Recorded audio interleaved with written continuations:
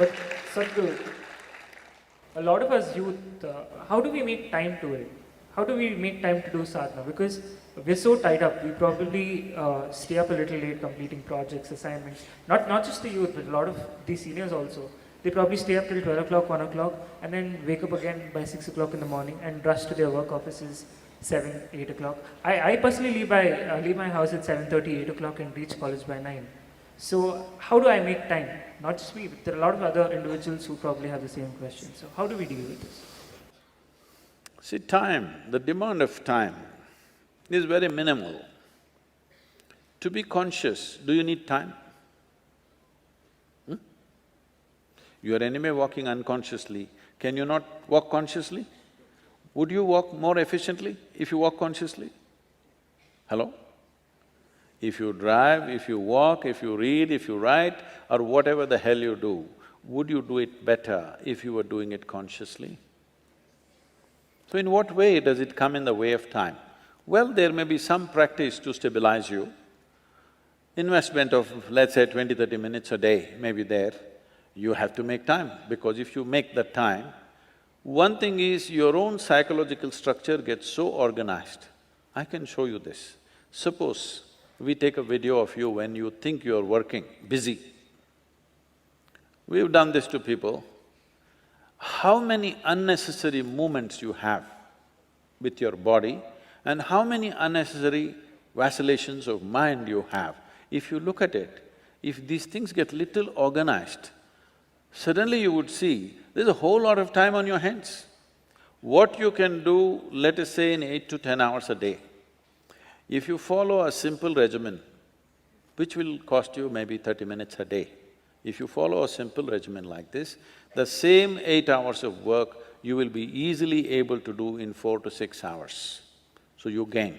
And your sleep quota slowly starts… As the system becomes more and more dynamic, the need for sleep will come down, that you will not sleep in the court and let your client hang. It's very important, you know. See, once you take up a certain profession, you must understand the significance of that on other people's lives. Suppose somebody is banking on you and you slept off in the court, the guy may hang.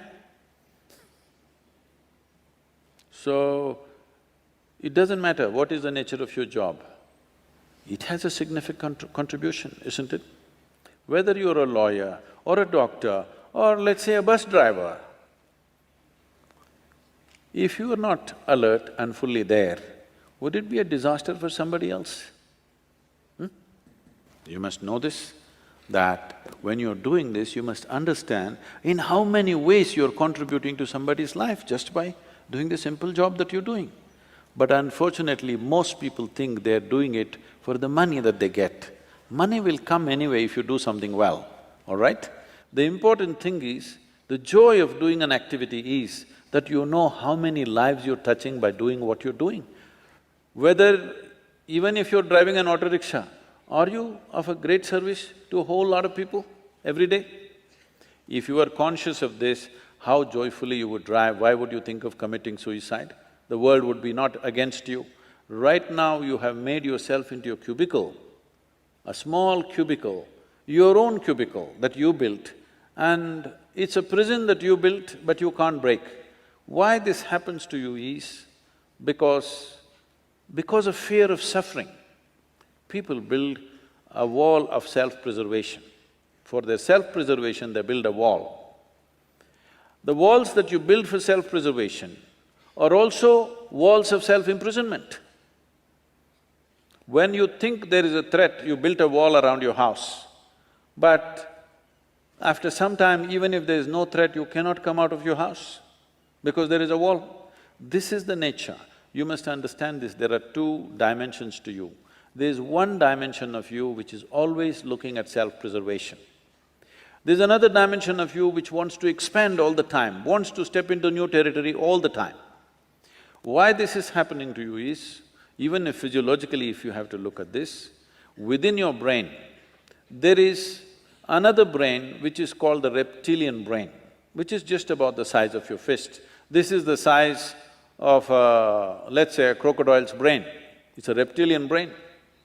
That part of your brain is always talking about how to fix boundaries, how to safeguard yourself. Self-preservation is its prime quality.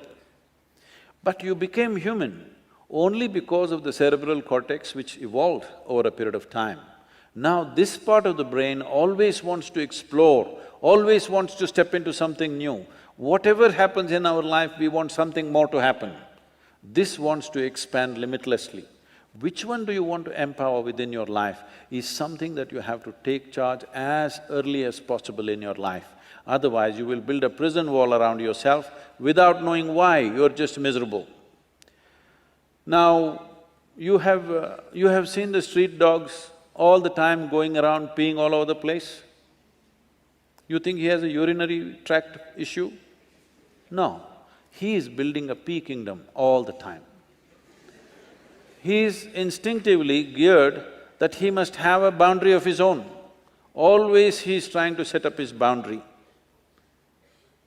But this is what being human means, that we can consciously break all boundaries and live here.